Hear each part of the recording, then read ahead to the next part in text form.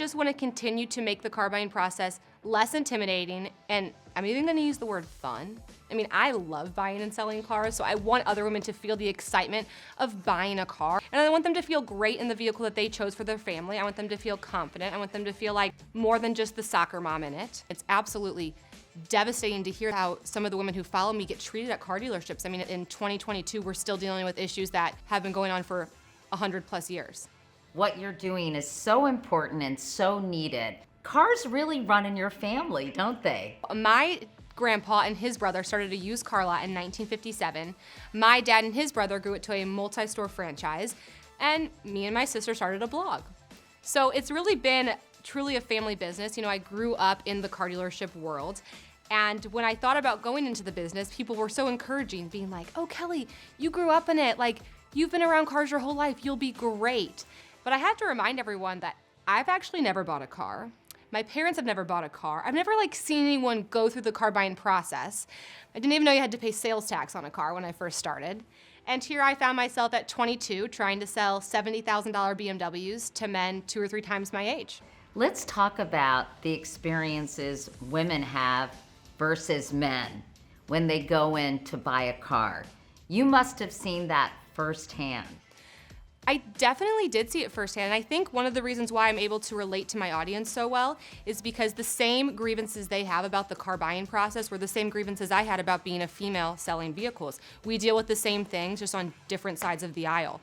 So it really did kind of take me back though when I just saw, one, the stigma around what it was to be a car salesman, and then also just hearing the stories how some of the women who follow me get treated at car dealerships. How a woman and how a mother feels in a car is so important. We spend so much time in our cars that if I want to feel like kind of cute and sassy in the Starbucks drive-thru, I think that I should be able to. A lot of salespeople don't understand that these women have the buying power. These women are independent. These women are smart. They can make these decisions, and they know how to negotiate. 100%. The statistics tell us that women buy 51% of the cars on the road. They're involved in 85% of the decision-making processes of it. They're all told that. And for some reason, it's just still not sinking in.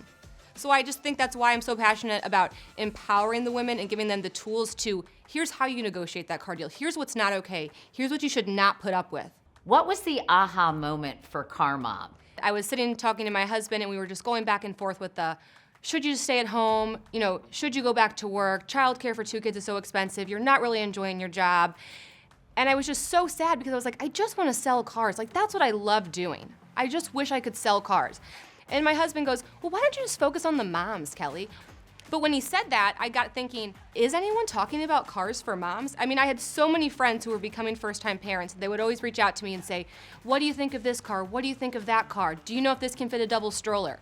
I'm like, sure don't. So I went out searching for someone reviewing cars for mothers, because mothers always seem to upgrade their vehicles. And when I realized no one was doing it, I kind of looked at my skill set and my resources of nothing but car dealerships lots. And I said, well, maybe I'll just start reviewing them. Maybe I'll just give parents a first look. It's shocking to me that car manufacturers were not tapping into this huge market of moms. Why do you think that was the case? You know, I think that a lot of the auto manufacturers said, what else do you want? Like, these are the mom cars, if you want them, go get them. But I just have always felt that as a mother, I've given up so much of my identity to become a mom, my body, my career, my social life, and I just don't want to live in a world where I'm also told I have to drive this car to fit my family. I don't think that's fair. And unfortunately, I also think those cars continue to sell because there's not a lot of options, even if they're not properly equipped. Who was an ally for you when you decided to start your own business? I'm the oldest of 5 children. We're all very close. So I would say that my sister really came and helped me with a lot of behind the scenes stuff. I mean, there's so much that goes into being, I'll call myself a full-time content creator, and there's a lot of behind the scenes that people don't always see. So the fact that I've been able to have my sister help me, and now she works with me full-time, has been amazing. And I just really hope that I can continue to not only provide them great car buying tips, but also just the information. And there's still so much that goes into cars and car seats. But I think in the future, I just really want to continue to make waves in the automotive space. I want the Car Mom to be hopefully a household name. I want to be able to work with manufacturers to ultimately make cars more car seat friendly, more child friendly, safer for women and children. And I want to have a lot of fun while I'm doing it. It's so fun to see a group of women love cars. When you think, oh, I'm not really a car girl, or like, cars are more for men. But to see a woman like get so excited that like she can fit her 40-ounce water bottle in the Volkswagen Atlas cup holders, like it's so fun. I love how excited you get about cup holders. I know, it's like a little embarrassing, but I really do.